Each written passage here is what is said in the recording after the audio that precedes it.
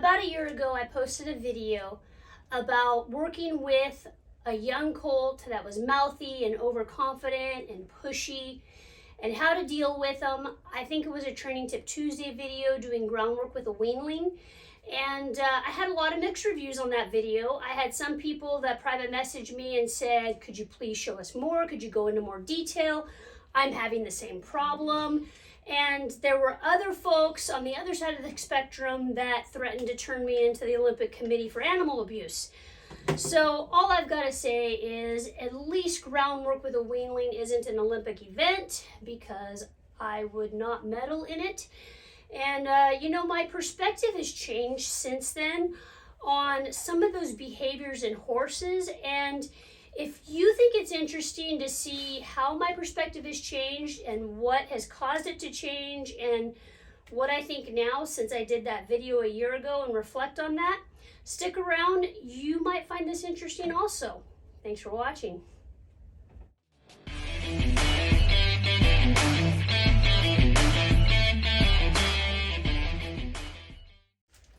First of all, welcome back to Make Good Choices Monday. I know it's been quite a while since I've done one of these videos. I've had lots of ideas, but not enough to bring to fruition something worthy of doing a video on until this one. And I've been changing my perspective on this for the past year. A very good friend of mine brought it to my attention, and she had actually picked it up from a few different clinicians and horse trainers that she follows. And she said, what if they're just trying to get our attention? And what if they're just trying to interact with us? And it dawned on me that I think I needed to change my perspective on this whole deal. Now, I'm not talking about those horses like in the movie Buck, where the stallion comes aggressively at Buck and picks him up off the ground, or whatever that scene is, you know what I'm talking about? I'm not talking about those kind of horses. Because obviously those horses feel extremely threatened if they need to aggressively come at him, and there's a lot of fear involved, and there's a lot of science and theory behind that we're not going to get into here. So what I'm talking about are the gentle little nips, the I'm in a pen with 3 horses and somebody reaches out and bites me because they're all kind of around me and I don't have grain or anything, but I'm just in the pen and somebody nips at me and kind of grabs a hold of my jacket or shirt or something. Or like in that video that I posted just around a year ago, where that colt just kept on reaching out and grabbing at me. Also during that video, when I asked him to do something, he reached out and bit at me when I asked him to move his hip over. That was his response. And so that's kind of the stuff that I'm talking about here. And I want to address how my perspective has changed in these circumstances and after observing this specific colt, because I know him so well, and observing many other horses along the way and having this conversation over and over with my good friend and discussing, what is the motivation behind why they do some of the behaviors that they do. Okay, so I'm going to change species on you for a second. Take, for example, my dog Rocky. If you follow me on Facebook at all, Rocky, my Springer Spaniel, he's got a big personality. He's 2.5 years old. I hunt with him. He rides out with me all the time. He's super annoying. He has no self-preservation, and he's really kind of irritating to everybody. So he has no spatial recognition. He has no boundaries, and part of that is my fault, and I will take responsibility for it. But he's got a big ego, and he's got a big personality. Very similar to this colt in that video I posted a year ago. And I'm doing chores one night. And one thing that he does during chores is when he's trying to antagonize the other dogs into playing with him, he will bark at them. And he's barking and barking and barking to get them irritated enough to play with him and wrestle and chase and fight and all that other stuff. And that's when it occurred to me that that's how Rocky gets somebody to pay attention to him and interact with him, right? So with me, he would be up in my space and he would push his way up next to me if he wanted my attention. But with other dogs, he pushes into them, he barks at them, he grabs them by the collars. Much the same way one of our working cattle dog grabs the other ones by the collar to get them to play, to get them to get their attention. And I started putting that together with how all animals, interact with each other as well as humans. And I was thinking about how that colt was interacting with me and how horses in general interact with me. And if they haven't had those boundaries set that, hey, I am not, your buddy and you can't do that to me, then they're going to continue to do those same behaviors to me, right? So I think we need to take every situation separately depending on what behavior is displayed and what we may or may not be working on when those horses do those little nips at us. Sometimes if you're in a pen with 3 of them and you're scratching on one over here and this guy nips at you over here, perhaps he just wants some of your attention and he wants you to rub on him. In the case with Queso, the colt that was in my video a year ago, when I asked him to move his hip over, he reached out and bit at me when I asked him to move his hip over. Now, if you were to watch him in the pen with 2 other colts, or horses in general, you watch a few of them in the pen together, and somebody nips at the other one to move out of the way, that horse either moves or he turns around and retaliates to the person or the other horse that has nipped at him. And in this case, Queso was kind of seeing me probably as another horse, like, hey, you're not going to make me move over and I'm going to retaliate and get mad. And so being our first session together, of course he's going to react that way. I wouldn't have expected any less. And since he is very bold and overconfident and has a big ego, he is probably going to react that way. Where another horse would just flight. You would just have a flight response. They would leave the situation. So I was having this conversation with a vet friend of mine and telling her kind of my theories about it. Like maybe they're just trying to interact with us.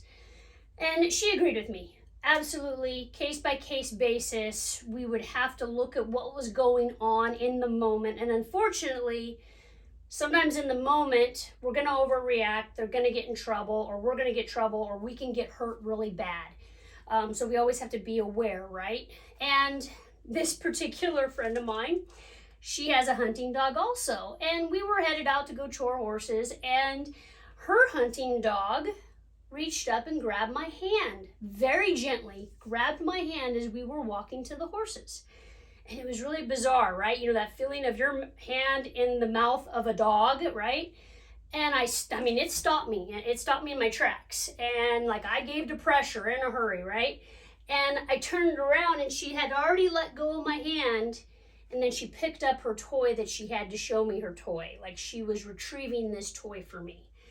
And I just found that fascinating because here I am having this conversation with her owner, who is a horse vet. And, we were talking specifically about it. We were talking about the stuff Rocky does, because at the time Rocky was out playing with her dogs. And her dog, Kenzie, reaches up and grabs my hand to get my attention about this toy that she has on the ground. And she wasn't trying to be mean at all, right? Have you guys ever had a dog that grabs your hand as you're walking, or will grab your pant leg? Now, I'm not talking about heelers, okay? Heelers and cattle dogs, they're a whole different, that's a whole different animal. But this was a hunting dog, and she had her toy right there, and she's used to retrieving, and maybe that was the case. But yeah, just an interesting perspective on things that animals do to get our attention, right?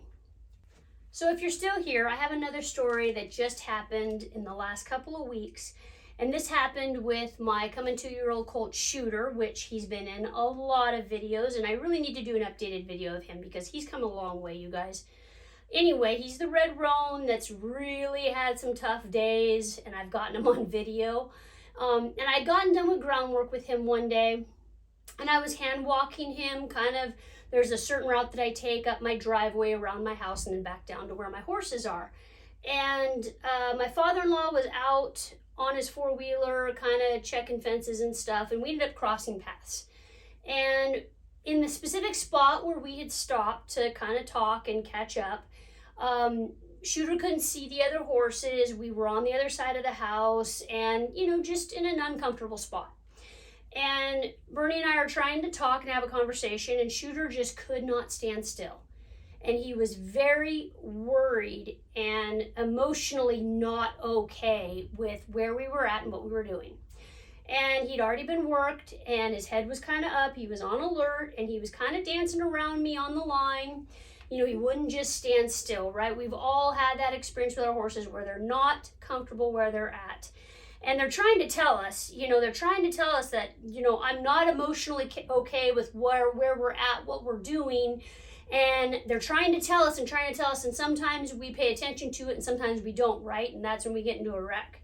But he kind of danced around, changing directions, looking behind him, looking over his shoulder, moving around, and I kept on trying to correct him. And he's gotten pretty big now, so I'm kind of keeping him from going over top of Bernie on the four-wheeler. And all of a sudden, he reaches out and he bit me. And I got after him, I quickly smacked him, but then I went right back in and pet him again, and it was all okay. But I didn't listen to his initial telling me, I'm not okay here. I'm not okay with this. I'm not comfortable here. I have anxiety. I'm worried. I'm not at ease. His head is up. He's looking around. He can't stand still. All of those things that they do when they are not okay and they're not accepting their situation, right?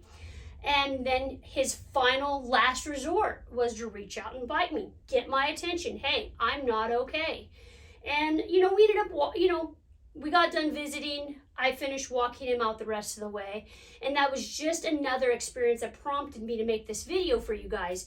And I've really changed my perspective on how I see biting in horses. Like, I really reflect now on what led up to that very moment when they reach out and bite.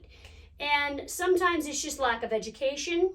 Sometimes it's worry. Sometimes it's being bossy, wanting to be the lead animal.